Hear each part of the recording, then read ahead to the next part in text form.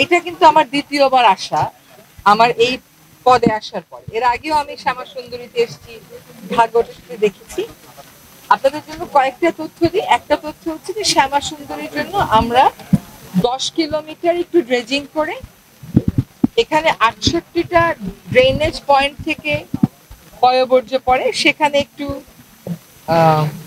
ছাকনি মতন দিয়ে একটু চেষ্টা করব যে এটার অন্তত প্রবাহটা ফিরিয়ে আনা যায় কিনা।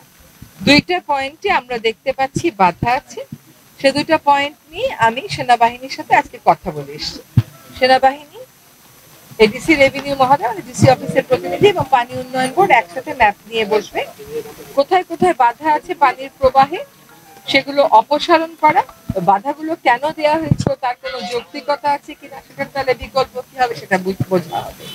আমরা আশা করি আমরা এই শুষ্ক মৌসুমে কাজটা শুরু করে দিতে পারবো। এই হচ্ছে শ্যামা সুন্দরী।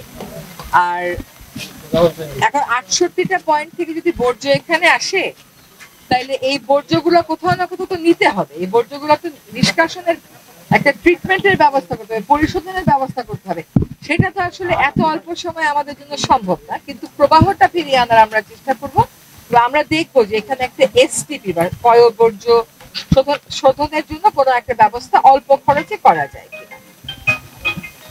আর দ্বিতীয় হচ্ছে গোটা উত্তরাঞ্চল নিয়ে আসলে গোটা কোনো একটা এলাকাকে নিয়ে পরিকল্পনা করার এবং বাস্তবায়ন করার সময়টা আমাদের নাই। যে প্রশ্নটা করলেন ওটা 5 বছরের একটা সরকারকে করলে ঠিক ছিল। তারপরেও দেখেন এইখানে একটা হাসপাতাল করার কথা বলা হচ্ছে। এইখানে গতবার যখন আমি এসেছিলাম আমাকে বলা হয়েছে 45 কিলোমিটারের ভাঙন, বেশি ভাঙন। সে 45 কিলোমিটার জানি ভাঙনটা প্রতিহত করতে পারি, সেজন্য অর্থ মন্ত্রণালয়ের থেকে 2 মাসের মধ্যে টাকা ছাড় করিয়ে কাজ শুরু করেছি। 19.5 কিলোমিটার কাজ হয়ে গেছে, বাকি কাজটুকু আমরা এই সামনের মৌসুমে করে ফেলবো। তো আমি আজকে যে কটা জায়গায় গেছি সব মানুষকেই আমি খুশি দেখেছি যে তাদের জমিটা এবার ভাঙে। এখন বড় একটা দাবি হচ্ছে যে একটা পার্মানেন্ট বাঁধ করে দেয়। পার্মানেন্ট বাঁধ করতে যে পরিমাণ সময় লাগে, রিসোর্স লাগে, আমাদের হাতে তো সেটা নেই। আর পার্মানেন্ট বাঁধ আপনাদেরও দাবি, পার্মানেন্ট বাঁধ ফেনীরও দাবি, পার্মানেন্ট বাঁধ শরীয়তপুরেরও দাবি। আমরা একটা দরিদ্র দেশে বসবাস করি। তবে আপনাদেরকে একটা কথা বলি, অনুমোদিত একটা বাজেট আমরা হাতে পেয়েছিলাম, আমরা সেটার ভিত্তিতেই কাজ করেছি।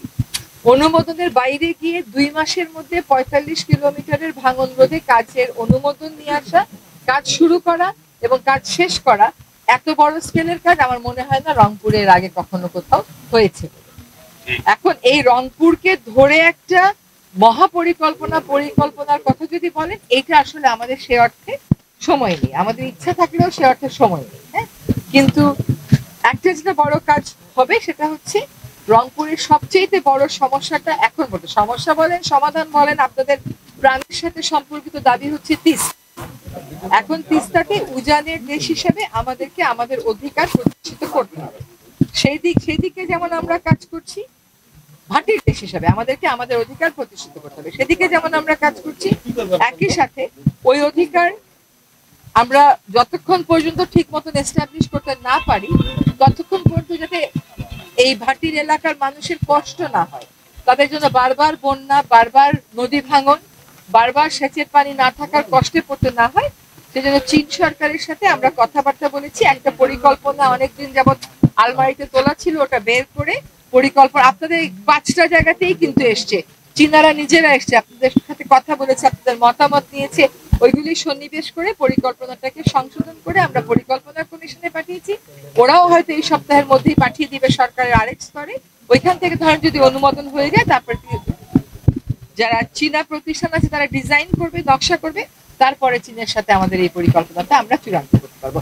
এটা কিন্তু অনেক বছর যাবৎ ঝুলে থাকা একটা কাজ, যেটা আমরা একটা চূড়ান্ত পরিণতিতে আনবার জন্য কাজ